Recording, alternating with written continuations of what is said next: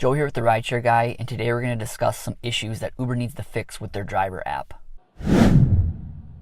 So the idea for this video started off with some issues that I have with the Uber driver app, but we also reached out to you guys. We reached out on Facebook and quite a few of you commented, and a good amount of issues that you guys are having are the same ones that I'm having. I have a few additional ones, some nitpicky details as well. So we'll go over the list, we'll list the issues, and also we'll go over some tips on how you can handle some of these issues. Alright, so the first issue we'll discuss is when you get a back-to-back ride request. So here's what the screen looks like when you get a back-to-back request. I personally like to call these queued rides, but Uber calls them back-to-back requests. And a back-to-back request is when you receive a ride request with your current passenger in your vehicle while you're en route to their destination. And the first and biggest issue I have with these requests, as you can see on the details, that it says the passenger is 13 minutes away, but it also says they're 12.4 miles away. So the 13 minutes is the correct ETA. When I drop this current passenger off at their destination, the next request will be about 13 minutes away. But the 12.4 miles is the actual mileage of where I received that request. So you can see where my vehicle is located.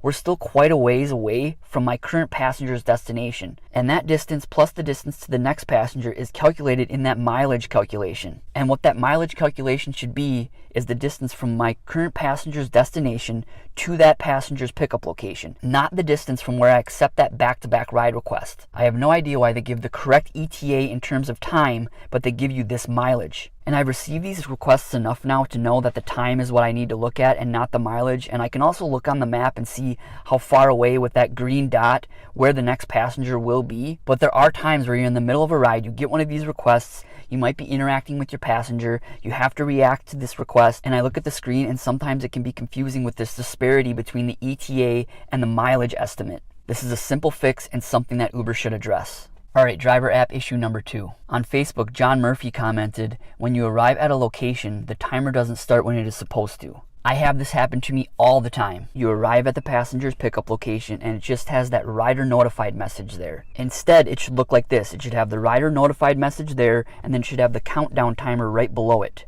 And if this does happen to you where the countdown timer isn't there, all you have to do is close out of the Uber driver app and restart it, and that countdown timer will show up. But Uber needs to fix this. That countdown timer should always show up automatically right when you arrive at a passenger's pickup location. Alright, driver app issue number 3. Ronald Reinhardt commented on Facebook, I haven't had any issues other than it wanting me to pick up someone in the back of Lowe's instead of the front door, and thus the timer never started. So here's another countdown timer issue which you really can't get around unless you go to where that pin actually is. So if it does say that it's in the back of a Lowe's, you have to drive there in order to start the countdown timer. And I've had this happen to me personally a few times where the pickup pin, the actual pin, might be on the street for an address. And the building, like say it's an apartment building, the actual building might be a few blocks off the street. So then once you hit that pin, that's when the countdown timer might start. It's saying you arrive, but then as you drive further back to the apartment building, it's going to say you're a few minutes away because that pin is on the street. Meanwhile, you personally are waiting at the right building, the right address, but the app, the actual pickup pin, is located in the wrong spot. So it's looking like you're a few minutes away from the passenger, but you personally are at the right spot. A way to fix this is to have it where drivers can actually select that they've arrived. Uber just has it where you auto arrive when you hit that pin. They don't let you slide to arrive anymore. They could set it up to where the driver app can sense that you're within a few hundred feet of the pickup location and allow the driver to initiate the arrival as opposed to an auto arrival. Also, one quick thing piggybacking on that is with the Uber navigation, sometimes those pins will be in the middle of the street. They don't tell you if the address is on the left or the right side of the street. That's annoying. And the way I personally figure that out is I'll look at the block, I'll see that odd addresses might be on my left side and even addresses might be on my right side. If it's an odd address, obviously it's going to be on the left side of the street. And the simplest fix for both of these issues is make these pickup pins more accurate. Alright, issue number 4. Bobby May commented on Facebook, I can't stand when I start a destination trip and it pings me for a ride to pick up the passenger 10 to 12 miles in the opposite direction. How is that a destination trip? More often than not, they are actually going right where you got the ping. This is really annoying. You'll get these requests from 10 plus miles away. You'll know it's a destination request, so you'll be like, obviously this is going to bring me closer to my actual destination. You may pick up the passenger and they need to go incrementally closer to your destination from where you currently are. So yes, it is in effect a destination request because it is slowly but surely getting you closer to your destination, but you've just driven 10 miles out of your way to pick someone up and bring them back to where you essentially just were, where you received the request. I don't know how this can be fixed. I mean, essentially it is a destination request. The best thing to do is just be vigilant of these. Don't accept the requests if they're too far away. Yeah, it's a destination request, but you really have no idea where that passenger is headed. It might just be incrementally closer to your destination. And with these faraway requests anyways, you really don't want to accept them, especially if they're 10 plus miles. It just doesn't make financial sense to accept these requests. The destination filter isn't perfect. You have to learn the nuances of it, but overall, in my personal experience,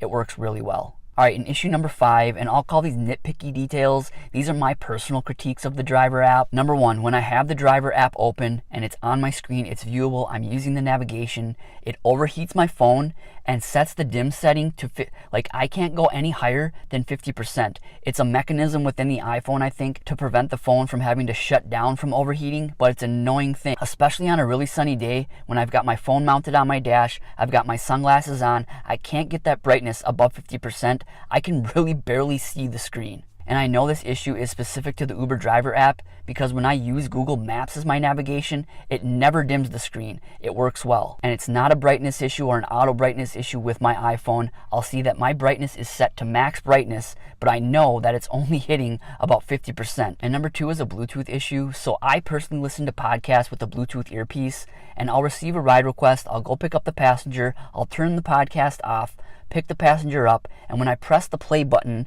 on the Bluetooth earpiece, the volume of the podcast will be at like 50% of what it was before I received the request. And there are 2 ways where I can deal with this issue. One is just close out the Uber driver app and the volume goes back to normal, reopen the driver app. And the other tactic that I personally like to use, because I don't like to always close out the Uber driver app, is basically I just exit the driver app, press the play button from the podcast app, it plays at a normal volume, and then I reopen the Uber driver app. This issue has existed for years for me. It seems like a simple fix, so Uber, just please fix this. All right, so there are the issues that we found from people commenting on Facebook, some stuff that overlapped with my personal issues. But what about you guys? Are there more that we didn't discuss? Leave a comment and let us know. Thanks again for watching. Please like, comment, or subscribe, and drive safe. Thanks.